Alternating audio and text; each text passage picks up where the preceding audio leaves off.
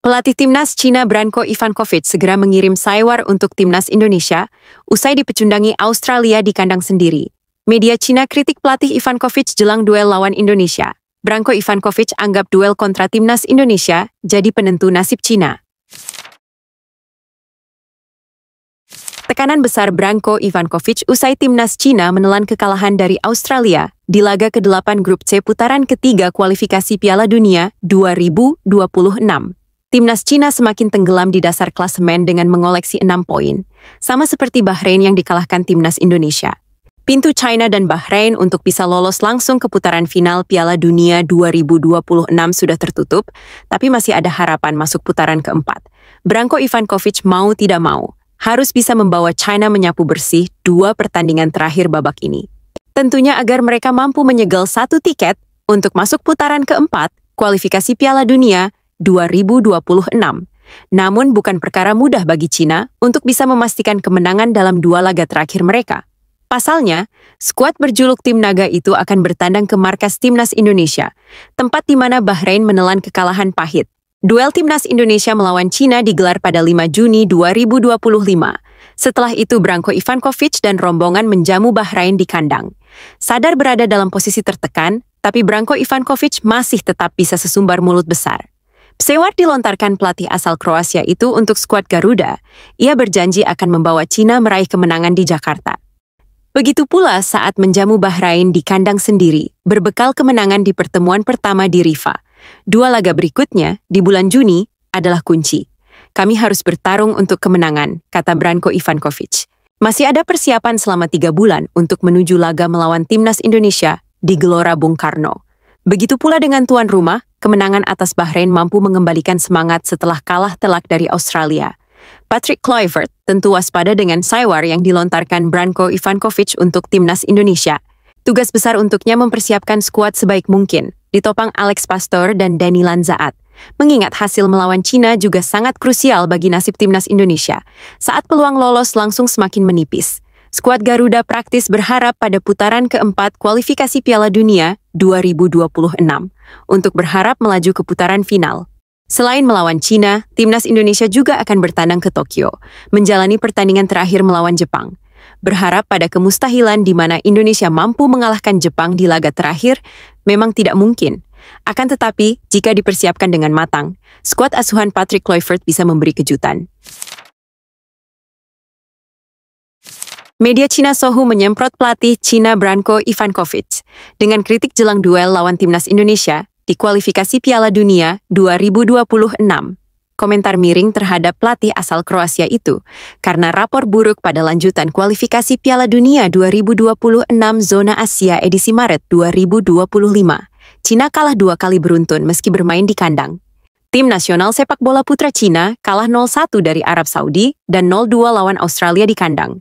Jika mereka kalah lagi lawan Indonesia bulan Juni nanti, mereka akan benar-benar kehilangan kesempatan lolos ke Piala Dunia 2026, tulis Sohu. Sohu mengkritisi pilihan pemain yang diracik oleh Ivankovic. Selain itu, langkah naturalisasi terhadap Sergio Soler atau Serginho dianggap tidak tepat. Mengapa Serginho dinaturalisasi tapi tidak berharga? Ini adalah masalah dari Ivankovic sebagai pelatih. Kekuatan tim Cina tidak buruk, tapi bisa kalah dari Arab Saudi dan Australia. Setidaknya ada 1 poin yang bisa dipetik dari laga itu, tulis Sohu. Karena itu, Sohu menyatakan lanjutan putaran ketiga kualifikasi pada Juni mendatang adalah momen yang menentukan bagi negeri tirai bambu.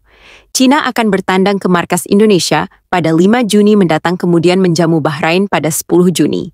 Timnas China akan menghadapi 2 laga hidup mati yang terakhir bulan Juni. Para wartawan menantikan laga ini.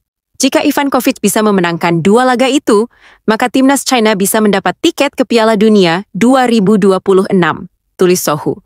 Saat ini, Cina ada di peringkat ke-6, atau terakhir dalam klasemen Grup C dengan 6 poin. Bahrain ada di posisi ke-5 dengan perolehan angka yang sama.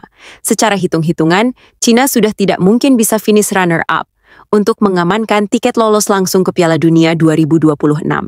Namun mereka masih bisa bersaing finish di peringkat ketiga atau keempat untuk mendapatkan tiket ke putaran 4 kualifikasi.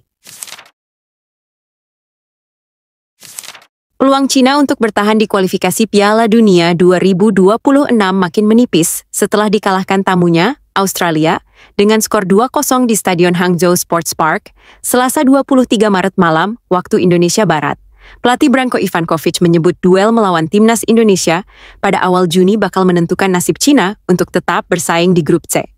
Kekalahan membuat Cina tak beranjak dari dasar klasemen dengan nilai 6. Mereka tertinggal 3 poin dari Indonesia yang berada di peringkat keempat. Ivankovic menyebut kekalahan dari Australia disebabkan pemain tidak dalam kondisi bagus, mengingat Liga Super Cina, CSL baru bergulir. Ivankovic berharap performa pemain meningkat pada Juni nanti, karena kekalahan dari Indonesia memastikan China tersingkir. Dengan demikian, hasil apapun melawan Bahrain tidak memberikan pengaruh. Ketika ditanya mengenai peluang Cina berada di 4 besar, Ivankovic menjawab, "Tentu saja masih ada. Pada konferensi pers pertama, untuk putaran 3, kami mengatakan tujuan kami adalah berjuang untuk posisi 4 besar di grup. Sekarang kami berada di tahap awal liga, dan para pemain tidak dalam kondisi terbaik. Bagi kami, para pemain perlu menyesuaikan kondisi mereka, dan mempersiapkan diri dengan baik menghadapi pertandingan bulan Juni. Ini merupakan pertandingan kunci untuk menentukan apakah kami dapat masuk ke posisi 4 besar. Saya berharap kami dapat mencapai hasil yang baik pada bulan Juni dan masuk babak berikutnya." Ivankovic menyadari duel melawan Indonesia tidak mudah, meski Cina meraih kemenangan 2-1 di pertemuan pertama. Selain bermain di kandang lawan, skuad Garuda mempunyai materi pemain mumpuni. Jika kita bicara lawan, sebagai tim terkuat di Asia, pemain-pemain di skuad Jepang semuanya bermain di Eropa, separuh pemain tim Australia bermain di Eropa, dan beberapa pemain baru bermain di liga mereka sendiri, beber Ivankovic. Indonesia memiliki banyak pemain naturalisasi. Semuanya bermain di Eropa dan merupakan pemain dari Liga Belgia dan Belanda, kata Branko Ivankovic.